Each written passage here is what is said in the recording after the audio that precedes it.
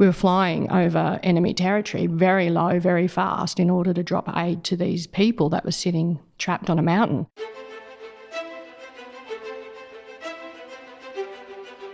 Welcome to the podcast where we track down Australian war veterans, have a chat with them, and hear their stories. I'm Alex Lloyd, and this is Life on the Line. They were building positions in there if for anything a happened fight. to us, by the time anyone got to us, I think it was the chaos. weather was so bad there would be nobody left. Boots full of blood. And the next thing I hear was alarms, Chances of screaming. survival were very, very slim. The soldiers didn't want to go into the ambushes, so they'd send the kids in first. And so he was sent in first into an ambush and he got shot in the stomach. It was very hard for me, very hard for my family. And the plane burst. Proud of the crew, proud of what I've achieved and what I'm To doing. volunteer for service was in effect to put your life on the line. Welcome to Life on the Line. I recently spoke with Janine Fabre. At the time of recording, May 2018, Janine was an Australian Army photographer and videographer. Since then, she has discharged and is now part-time in the Army Reserves. We spoke about Janine's experiences at home and abroad with the Army, and military service through the camera lens.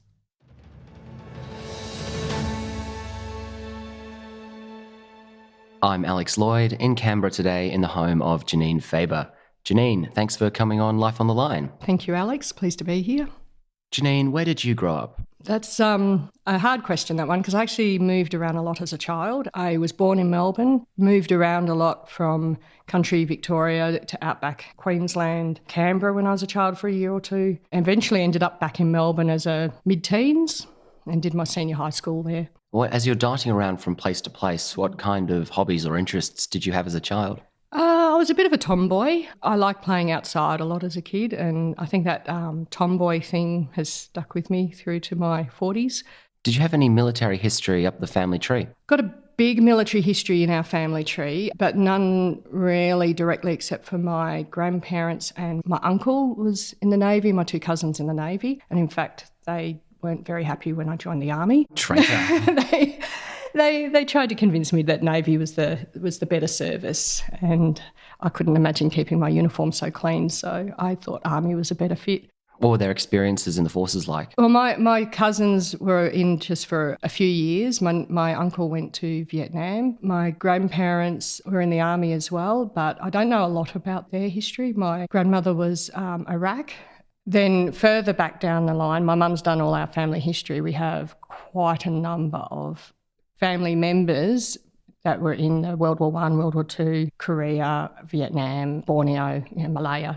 So it's spread all over the map. And when you look at going back further back, there's actually quite a number of our family are listed on the War Memorial Wall there. Do you remember when you first became interested in the military? I was actually in a community band and I met someone who was in the Army Reserve, and they said, "Oh, you can play music in the Army as well." And I went, "Oh, really?" That seemed a bit foreign to me and a bit weird. And so that is how I really got interested in it. But that was the moment. It wasn't really because of my family or anything like that. So you joined up as a muso. Yes, I know. What were you playing?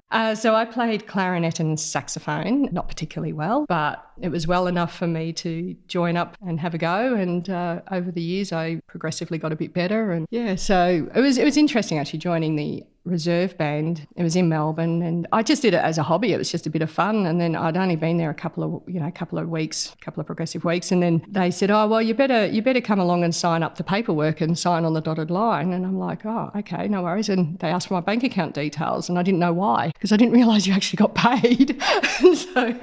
so it was a little bit, it was an eye opener.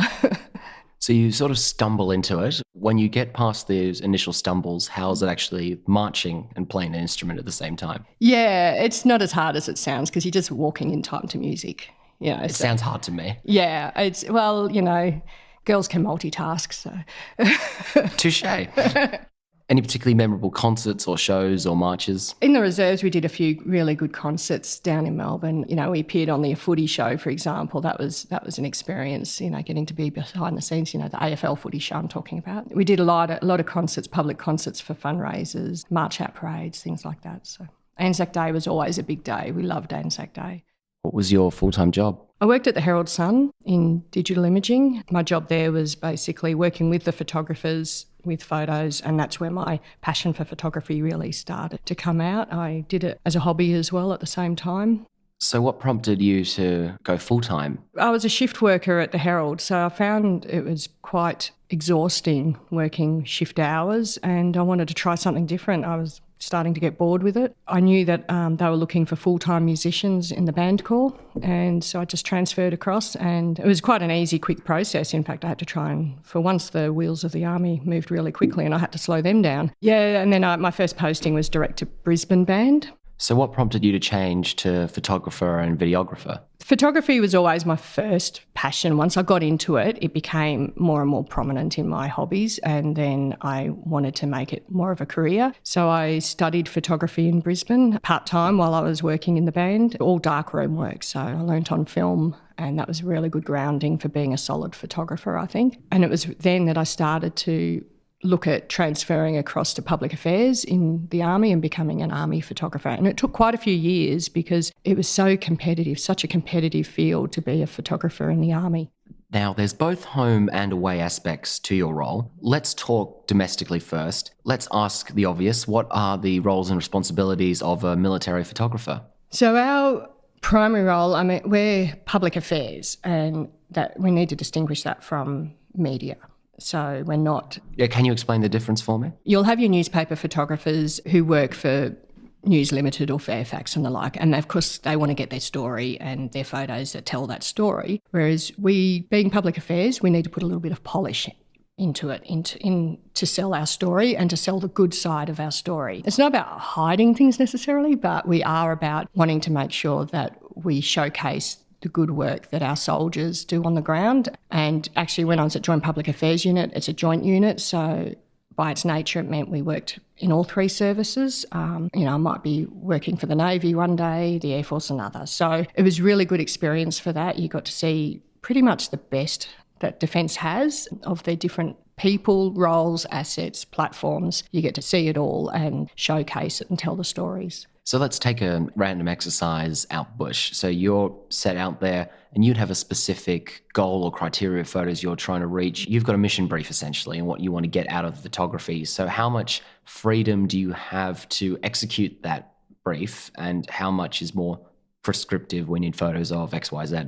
We have a fair bit of freedom. We get briefed to go and tell a story of soldiers out in the field doing their job. And to the soldiers, they often think that they've got a very boring role. They say, oh, I'm just a driver or I'm just a medic. And I hate that. I hate that when they say they're just something, because they're downplaying what their job is. Absolutely. And to me, it's very important to say to them, no, you're not just a driver. You're a driver in the army. You're a driver that gets to go overseas.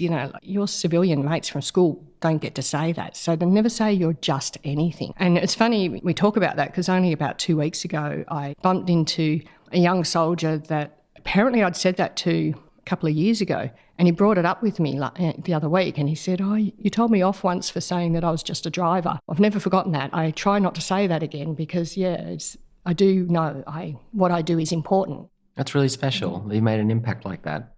So we've got quite a collage of photos sprawled before us, and listeners will have photos of all of this on our social media and website, so go and check it out. Talk me through some of the domestic-based photos that grab your eye from exercises or parades or... Some of our exercises, the big ones I'm thinking of would be like Talisman Sabre, and they're pretty good because you get to work with other nations. You're not just working with Australian soldiers, and that one involves, like in this case, I was down on the mortar line with the Marines at Townsend Island out near Rockhampton, getting right there in the line there and seeing how they do business compared to how our soldiers might do business. It's not really that much different from my untrained eye, but I found it very interesting to work in with them.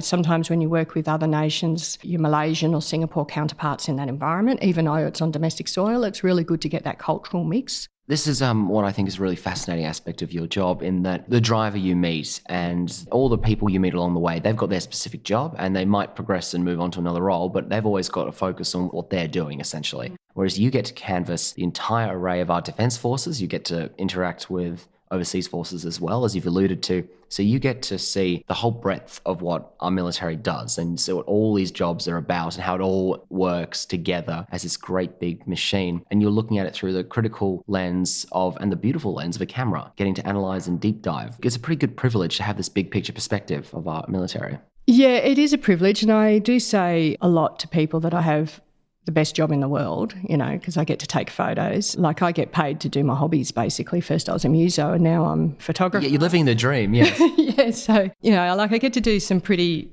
fun stuff. Memorable job was only about a year or two ago. I was tasked to photograph the commandos doing an airdrop off Manly. And so we're in the back of the C-130, the Hercules, and I was strapped into the ramp, sitting perched on the edge of the ramp, and it was exhilarating, flying along just above the sea there and just off, and you could see the coastline of Sydney. And the guys were doing their exercises, practicing their water jumps, and yeah, I found that, a lot of fun, and trying to make sure I nailed the photo. You have to be really confident in yourself that your settings are right, that you can nail it. You can't mess around looking at the back of the camera trying to work out the camera. You have to actually nail it. Yeah, so it was exciting to sit there on the edge and just watch all this, these guys, launching out the back. Now, for overseas deployments, you've got that public relations aspect to your role, but your art, I think, also has a greater significance in that you're contributing to the historical photographic record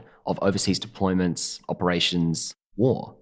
Just how close to the front line, as it were, do you get? Sometimes you can get pretty close. It depends on your deployment. I mean, obviously, people think front line, they think Afghanistan and Iraq. I mean, I've been to both places. Afghanistan, I didn't go to the front line as in the traditional sense that people think, like I wasn't on foot patrol, although there are some other amazing photographers within my trade and also within the other services that have literally foot patrolled out there. They've got some amazing stories too. So for me, I've been outside the wire, yes, in vehicle patrols. I've dismounted once or twice, and I've been on forward operating bases. I've not personally, my job, been required to go out on a foot patrol with the soldiers.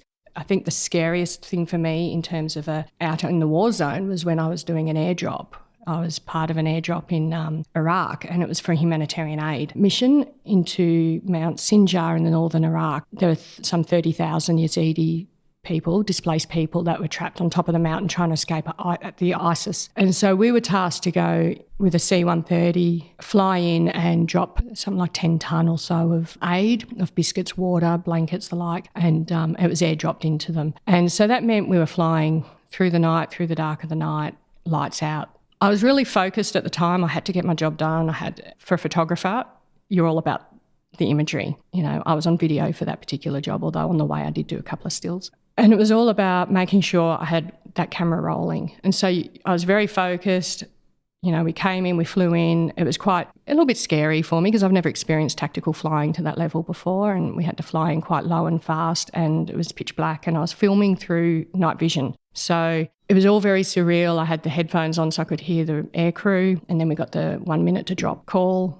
The lights came on and the ramp went down and the rush of air coming in, and then the pallets went out. And the pallets were gone in like less than 3 seconds. It was all over and done with. So it was this massive build-up to get to that point, and then it was over in 3 seconds. And then the plane just accelerated out of there as quick as it could and got us back out into a safe zone. And we had to just sit in and just wait for the all clear, and then we'd take off our body armour and the like. And the whole time I was just thinking, I hope I got the shot. I hope I got the shot. I really wasn't thinking at the time about the situation we're in until I got back and people started talking about it. And I'm going, yeah, it was a pretty dangerous situation to be in.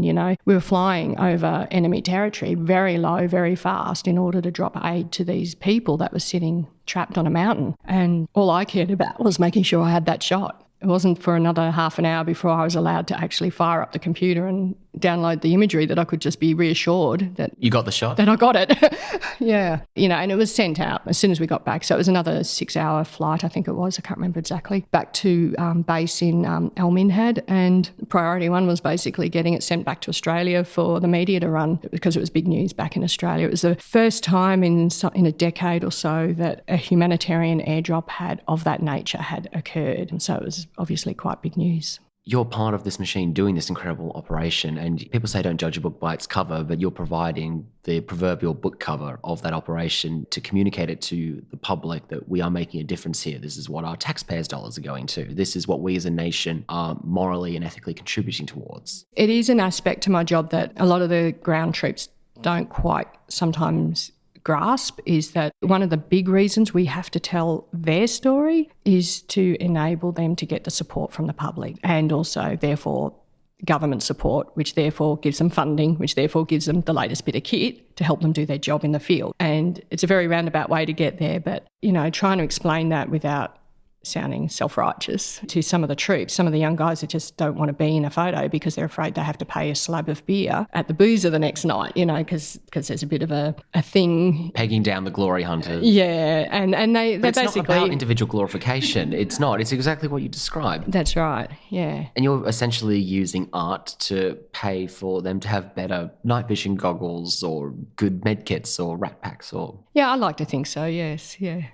So we've got a few photos in front of us, Janine. Talk me through what they are and the stories behind them. Yeah, it's a bit hard to pick out any just one or two. Quite a few memorable photos and stories behind them. But, like this one, for example, it's of a aerial shot of a helicopter, and it's taken from one Black Hawk to the other. Bird's eye view. Looking directly down on top of the vortex of the blades. And it was a concept that the commander over there in Timor had in his mind for a book cover, and he wanted to get a shot from the top. So he arranged for me to go out to the aviation regiment there, and with 5th Aviation Regiment. And thankfully, I'd been working with them quite a fair bit by that point because I'd been in Timor for a while, and they were quite happy to strap me into the bottom of their helicopter, of their Black Hawk. And so I was strapped in, lying on the floor of one Black Hawk with my torso half hanging out the door so that I could lean out as far as I could and aim to get the shot. And the idea was that, so I was on comms with the air crew, and I was directing them exactly where I needed them to position our helicopter in relation to the one below. I just basically kept firing and changing my settings to make sure I got that beautiful blur in the blades, and kept firing. And the only thing that I wanted to do to improve the shot is I wanted to do the shot over water and have the water coming up, but safety considerations wouldn't allow us to do that. They said, no, we'll do it over land. Because water's going to make much difference when you're dangling underneath a Black Hawk. Well, that's what I said. I think either way there's, You've got other problems if you fall under. That'll be the least of my problems, but no, it was because of the type of harness I had to be strapped into, meant that I wouldn't be able to quick release out of it if we did go down. Talk me through the next one. So this photo I'm looking at now is of a diver, a Navy diver in Brisbane actually, and he's clearing the pylons below the bridges in the river, the Brisbane River. And the reason he's doing that was straight after the Queensland floods in 2011. Yeah, they were unfortunately having to go down and clear the pylons because there was a lot of rubbish and debris down there, like car bodies and shipping containers and the like had been swept down during the floods. And so they went down to clear the river. Unfortunately also, I believe they were looking to make sure there were no human remains down there too. So it wasn't a very pleasant job for them, but they all got on with the job. And so these are the sort of quiet achiever stories that we tell, is showing that, people don't realise that that's the sort of stuff that has to be done. And because they had to make sure that bridge wasn't going to collapse because of a shipping container bashing up against it. So that was a pretty good experience going out there with them and photographing them. That's obviously quite confronting for the diver, but you're there too, documenting the moment. How did that make you feel? It's, again, it comes back to focusing through the lens, and I tend to distance myself when I'm taking photos. I tend to make sure that I get the shot I need to get and not worry too much what's going on, because if you get too emotional at the time about it, it makes it much harder to get your shot. The guys, thankfully, while I was there, didn't find anything terrible, and so I didn't experience anything in that regard. But there are other times like, for me, probably the hardest jobs I have to deal with would be things like funerals and ramp ceremonies. And when you're filming and photographing ramp ceremonies and funerals of soldiers that have been killed in Iraq and Afghanistan, then you're having to relive it a little bit because you're having to then edit it later. You're not just doing it there. Then later you're listening to it all over again. So is the editing room more confronting than sometimes, because you're sort of taking a breath and watching it, and then you're having to re-listen and listen and listen. Like I did 2 funerals on video last year, close together, and like only a matter of a week or 2 apart. So I went from one straight to the next. And it was of 2 young soldiers that had died in totally separate, unrelated training accidents. And it was tragic. It was really, really sad. And to listen, to their stories of their parents and their family members reciting stories about that particular soldier through your headphones when you're editing, when you've already heard it once and then you've got to hear it again and then you've got to edit again. And it can get quite confronting after a while and can get a bit, it's very sad. I can relate to that somewhat. I filmed the funeral of a war veteran before as well, though thankfully in that case, elderly gentleman of World War II in his 90s, so a great way to bow out. Yes, yeah. But I was so focused on getting some good artistic shots to capture a beautiful memory of that funeral, and I'm listening just at the sound quality, and I'm concerned about the echo as the Rev delivers the sermon, and I wasn't actually paying attention or digesting the words. It was only when I was going through the material afterwards that it affected me more, because I knew him when he was alive, of course, and had recorded his story. So I do relate to that. Actually, you can just shut it down. It's not a deliberate closing down the bulkheads kind of scenario. You're just so focused on the execution of your function, and then the emotion just seeps in later. When we're filming and photographing funerals, we're not doing it for anyone really but the family. The family are offered, do you want to have a video? It sounds strange, I know, but a video of your family member's funeral, because they like to show it sometimes to other people that couldn't make it. And so that's something they get offered. And most times I understand they take up that option. The hardest one I had was a country regional funeral. As the casket was going down in the ground, the grandma was starting to cry, and she was talking, had a hand on the casket saying, this shouldn't be you, this shouldn't be you. And she's saying all these things. And it occurred to me I was the only person that could hear it because I had a directional mic on my camera. She was so quiet because when I took my headphones off, no one else could hear her. But because my microphone was so directional, I could hear it really clearly. And I just broke down then and there. It was just very, very difficult to have those sort of moments where you feel like you're imposing on someone's personal space, like it's their moment. You don't want to disrupt or get in the way of their grief. That's right. You also need to... Yeah, and thankfully I was back a distance and... and I just stepped away and just composed myself and then got back on with the job. But it is those sort of moments that make you realise that what we do is very important. It's more than just taking pretty pictures. There are a couple of happy, pretty pictures there, though. I'm looking at one of detection dog Sabi. Oh, Sabi. Most people know of her story where she was lost in Afghanistan for a period of time and then found, and she came home. So it's a really good news story. I've got a great shot of her running through the grass, and that shot was actually taken at Quarantine Centre in Sydney. So that was my very first official job as an army photographer. What a privilege. And I was so excited. And my boss at the time, he knew I was a massive animal lover, particularly for dogs. And he just said, I'm giving you this job. You better get it right because everyone's watching this job. And I'm like, yes, I want it. And I got a great shot taken with Sabi. So after I finished the shoot, her handler, Sergeant D, said, do you want a photo with her? I'll take a photo for you. So I got a great shot with her as well. Anyway, a couple of years later, I think it was, I happened to be travelling through Sydney Airport. I went into the bookstore and I'm strolling along the bookshelf and there's my photo sitting up on the bookshelf. And I was like, oh my God, I recognise that shot. And it was actually the front cover of the book that was written about her. And there's my picture. Unfortunately, the credit's to Department of Defence and not Janine Fabre, but On a more serious note, there is a wonderful photo there in regards to MH370. The whole world heard the news about MH370 going missing. The Malaysian Airlines over the southern Indian Ocean was the assumption. And so Australia was very heavily involved. The Australian Defence Force was heavily involved in the search and for the airline. And so we were flown really short notice. A public affairs team were flown over to Perth, based out of there for a couple of weeks. We were basically to just film the search and be on the aircraft and do some stories, the behind-the-scenes type stories. So I'm looking at a shot I took on an aircraft of an air crewman looking out the porthole window over the water and just doing the search. That's what they did for hours. They just kept scanning that ocean. There's apparently a technique to it where they have to scan from right to left instead of the normal left to right, which is your natural way to scan. So it tricks your eyes to look for more detail. It forces you to slow down and look for detail in the surface. But we were skimming very low over the surface of the ocean in our search zone. So it's actually very bumpy, very cold and very air sickening. So it was quite interesting. It was in the Orion aircraft, so it was very small space as well. We did that for a few hours and then we had to come off station and fly back to base because quite a long distance away. Did it again for a couple of days in a row. And The porthole provides this natural vignette on the photo, and I think it really captures what the mood must have been like on that flight.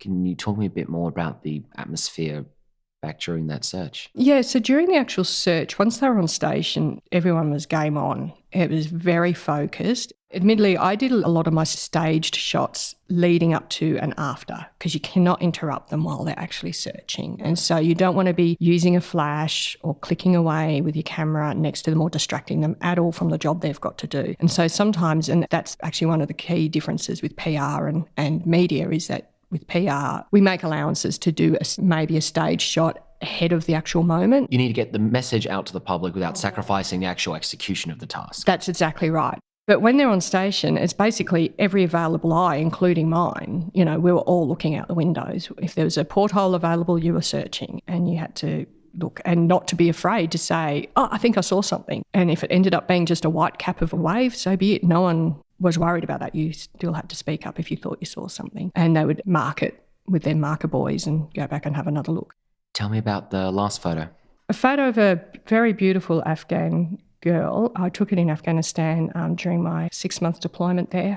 It was taken in Karga out near, just outside of Kabul at the officer academy there. So she's a ANA officer, Afghan National Army officer. She was an officer cadet training. So one of the first female officer cadets in training. And that was the point of my story at the time. I was doing video and stills. That was one where I was doing both. We were telling the story of women in the Afghan National Army now being involved in their military and having a leadership role and everything. It was a very important story to tell. But of course, knowing their cultural issues that they've had in the past and still have, I made a point of explaining to them through the interpreter, look, your photos and video will be published publicly. So if you don't want to have your face on social media, for example, let me know and I won't film you, I won't photograph you. And I was really strong about that because I wanted to protect them as well, because I know that there are cultural issues with regards to that. So some of them covered up their faces but were happy for me to still film them but with their face covered, whereas others were like, no, we're happy, we're quite proud of what we do and we want you to show what we do. And this particular girl came up and asked for a photo to be taken. I loved it, and this particular shot, she's just staring straight down the lens of the camera, big smile. She's so proud of her role and what she's doing for her country. And then we used that photo on social media. And then as a result of that, though, unfortunately, she got death threats from her family members, extended family members. So her immediate family were proud of her and happy, but then she, apparently there was an uncle or someone in the family who was just totally against the fact that she was in the army and this happened. And so then she was getting death threats and then she had to be pulled from training. And I felt responsible for that. That was my photo, yet we made it very clear. And my understanding is that she's fine. There's no, nothing further from that. And she eventually came back to training. But it was just, there was a moment for a while there that, I thought I'd done something really dreadful, even though I'd made a point of being very careful with them and saying, whatever I take of you, let me know. If you can't be published, tell me now. She was so proud of her role, and to me that's what that photo is all about, is why we actually go to places like Afghanistan. It's because of people like her, and to me that's very important. I think you should be proud of that photo, and I don't think you should have any qualms or regrets about taking it. She clearly understood potential consequences of that, and she chose to own it as a point of strength and making a stand. You have enabled her to do that, and that is essential to make this progression that we're trying to help. I appreciate you saying that.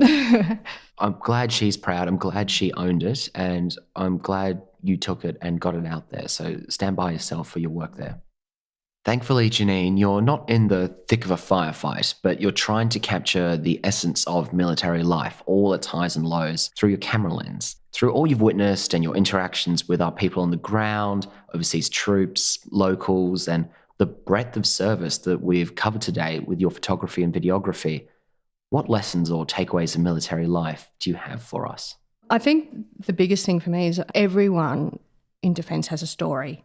And everyone has very personal, different experiences of what they go through. You know, I've been around for a long time, so to speak, some 20 plus years in the Army, and I've seen a massive change in that time from when I first joined as a reservist, a very naive 20-year-old, and, you know, now I'm in my mid-40s and out there seeing a lot of soldiers on the ground, a lot of sailors, airmen, you know, I've photographed them all, and they all have different things to share, different stories, and it doesn't matter if they're just a truck driver. They still have their own take on what their experience is. And I don't think you can take anyone for granted. Yeah, so it's very important to remember that there is individual aspects to military life and different experiences. You've also taken your skills to the private sector and established your own photography business. Tell me about that. So I have very recently started my own personal business in a part-time capacity. It's very difficult because I'm so busy with my Army photography job to fit it in, but it's good because I'm working on skills that I don't use in my daytime job. I'm doing a lot more portraits of families and things like that, which I'm really enjoying. You don't do many couples photos on base? No, no, not really. No. It's good to just have fun with the camera and not be on a task, if that makes sense. Absolutely. But the reason, obviously, I'm doing that is with a view to life after Army. You know, I'm not getting any younger, and I know that the travel's starting to get a bit tiring. I travel so frequently. I'm away from home a lot. It's getting tough, and so I think it's time I started to put the passport away occasionally and spend more time at home. And this is part of my goal, is to be able to be in a position to be able to run my own business. Well, it's great. Start the side hustle and then plan for the future. Talk to me about the difficulty of having to travel so much and be constantly away from home through this role. You have to go everywhere. And I mean, how much notice do you get? And what kind of strain does that put on the family? Thankfully, it's not too strained in my family situation. There's just my husband and myself. So he's pretty supportive. In fact, he's very supportive. And I think it's because he gets control of the remote control when I'm away. He always has a lovely bunch of flowers waiting for me when I get home, so that's very nice. But the short notice trips are very tough, because if you've planned something for the weekend and then next thing something happens, and like when I went over for Super Typhoon Haiyan after that in the Philippines, it was very short notice. It was a couple of days and we were gone, or not even. And I was the online team, 24 hours notice, and we were on a plane heading out. And then you're gone for a month, and that's right on Christmas. And in fact, we didn't get back till I think the 23rd of December of that year, and we weren't even sure we were going to be home for Christmas. So times like that can be very tough because you can't plan. But then other times, you get lots of notice and you'll end up in Israel for the commemorative service of the Battle of Beersheba. That's an amazing thing to be a part of, So I wouldn't change anything, but I am a bit of a travel bug. I love travelling. I do understand, though, that it's just being away so much can be a bit tiring. We'll be posting some of the photos we've talked about today and a few others on the Life on the Line social media and our website. But if people want to look up some of your other military work, Janine, where should they go to find it? My own website, actually, I have a page that's dedicated to my military portfolio. So JanineFabre.com. And that's where they can also get in touch with you for the side hustle. Yes, correct. Yes, please. Yes. And mention Life on the Line and you get a discount. And what about your social media? So my social media handles are all at J9Fab, J9 being the numerical 9. Well, Janine, it's been lovely to chat. Thank you for your time today. Thank you, Alex.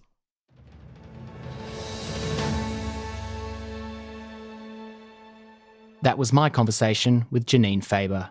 Thanks go to Defence Media for organising the interview. If you have photography needs, be sure to look up Janine's website. Also look up Janine on social media and this podcast as well. We're on Facebook and Instagram at Life on the Line Podcast and on Twitter at LOTLPod. And don't forget our website, www.lifeonthelinepodcast.com.